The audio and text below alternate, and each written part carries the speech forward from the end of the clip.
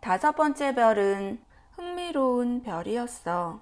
아주 작은 별이어서 가로등 하나와 점등인 한 사람만이 서 있을 자리가 있을 뿐이야.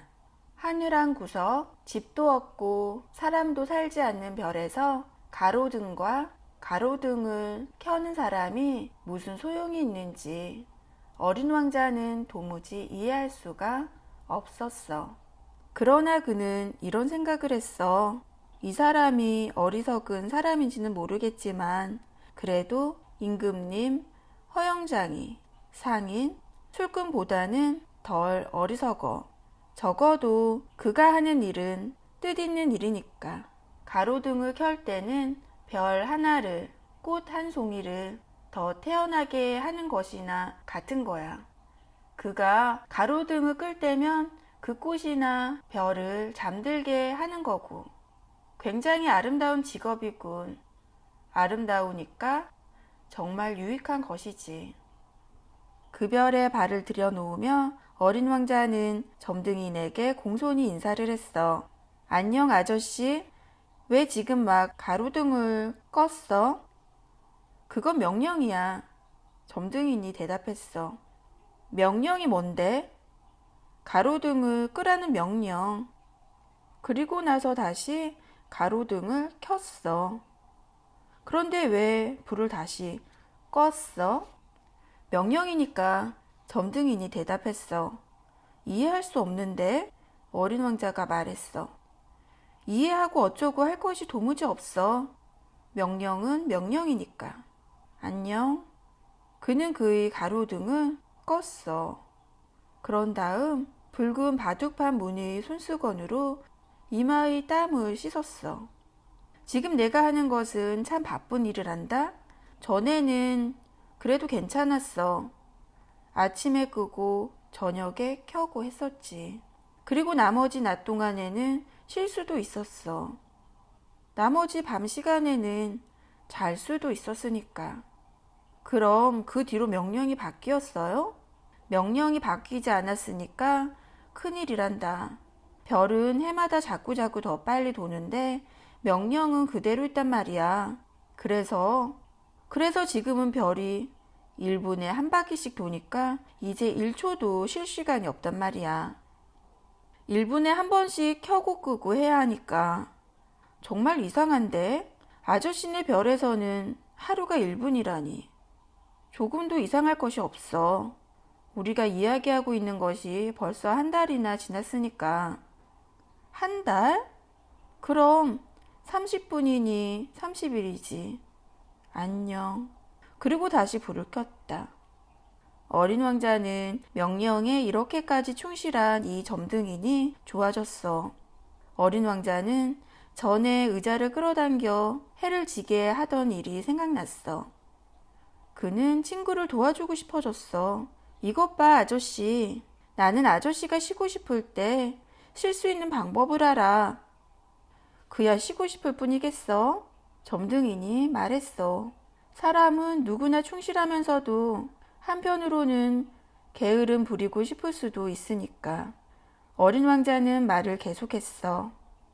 아저씨 별은 너무 작아서 3발짝이면 한 바퀴를 돌을 수 있어. 그러니까 언제든 해를 볼 수 있게 천천히 걷기만 하면 그만이야. 아저씨가 쉬고 싶을 때는 걸으면 돼. 그러면 아저씨 소원대로 해가 얼마든지 길어질 수 있어. 그건 내게 별로 도움이 안 돼. 내가 이 세상에 사는 동안 하고 싶은 것은 잠을 자는 것이니까. 거 안 됐는데? 어린 왕자가 말했어. 안 되고 말고. 안녕. 점등인이 말했어. 그리고 가로등을 껐다. 어린 왕자는 길을 다시 떠나면서 이런 생각을 했어.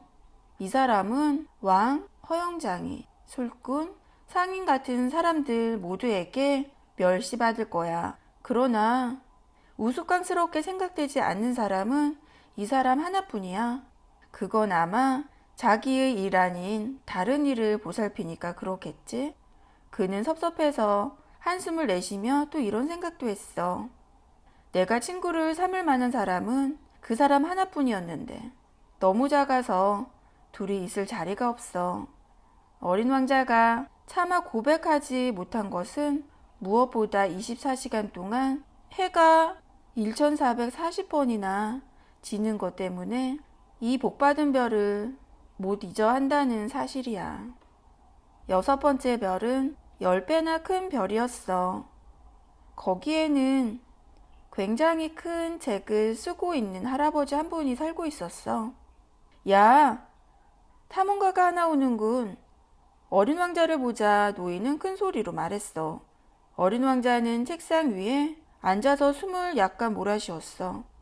벌써 꽤 긴 여행을 한 것이야.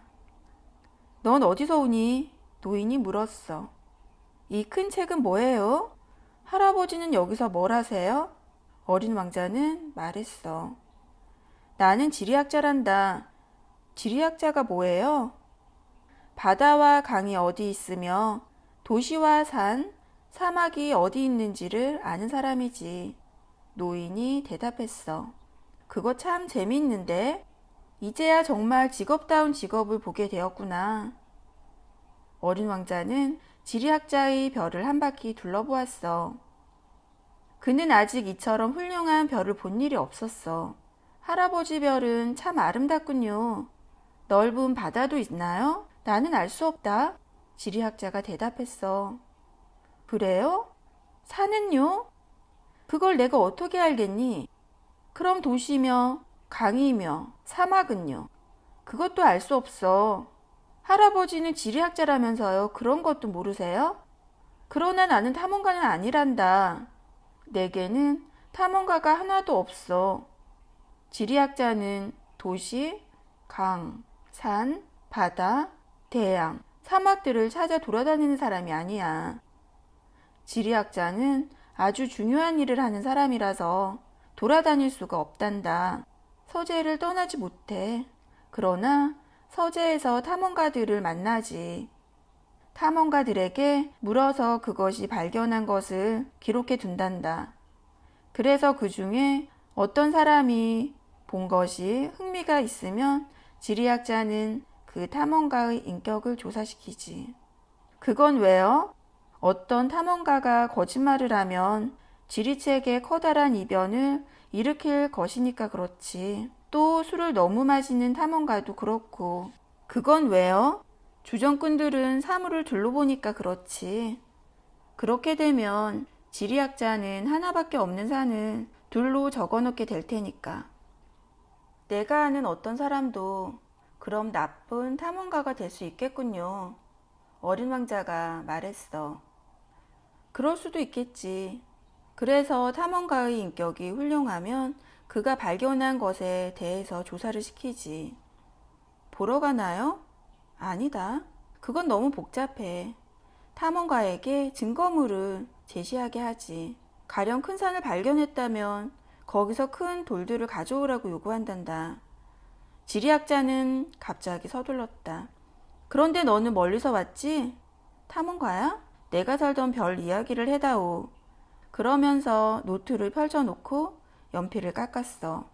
그는 탐험가들의 이야기를 우선 연필로 적어준다. 탐험가가 증거품을 내놓아야만 잉크로 고쳐 적을 것이야. 자, 어서. 지리학자는 재촉했어. 내 별은 흥미로운 것이 못 돼요. 아주 조그마한걸요? 화산이 셋 있는데 둘은 화라산이고 다른 하나는 사화산이에요. 그렇지만 언제 불을 뿜을지는 몰라요. 그래, 언제 어떻게 될지 알 수는 없지. 꽃도 하나 있어요. 우리는 꽃을 기록하지 않는단다. 그건 어째서요? 그게 더 예쁜데요.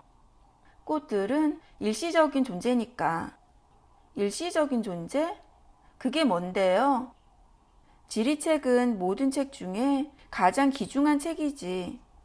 그것은 절대로 시대에 뒤떨어지는 일이 없어. 산이 자리를 바꾼다는 건 아주 드문 일이거든. 바다의 물이 말라버린다는 것도 아주 드문 일이지. 우리는 변하지 않는 것만 기록한단다. 그렇지만 사화산도 다시 불을 뿜을 수 있어요. 어린 왕자가 말을 막았어. 그런데 일시적이라는 건 무슨 뜻이에요? 화산이 꺼졌건 불을 품건 우리에게는 마찬가지야. 우리에게 중요한 것은 산이지. 그것은 변하지 않으니까. 그런데 일시적이라는 건 무슨 말이에요? 한번 물어본 것은 그냥 지나쳐버린 일이 없는 어린 왕자가 다시 물었어. 그것은 오래지 않아 사라질 염려가 있다는 뜻이지. 내 꽃이 오래지 않아 사라질 염려가 있나요? 그럼 내 꽃은 일시적인 존재야. 세상에 대항할 무기라곤 네 개의 가시밖에 없고, 그런데 나는 그 꽃을 내 별에 혼자 내버려 두고 왔어. 어린 왕자는 생각했어. 후회스러운 느낌이 시작이었어. 그러나 그는 다시 용기를 냈어. 어디를 가보는 게 좋을까요? 어린 왕자가 물었어. 지구를 가보았으면 해. 그 별은 평판이 좋으니까. 그래서 어린 왕자는 그의 꽃에 대해 생각하며 또 길을 떠났다.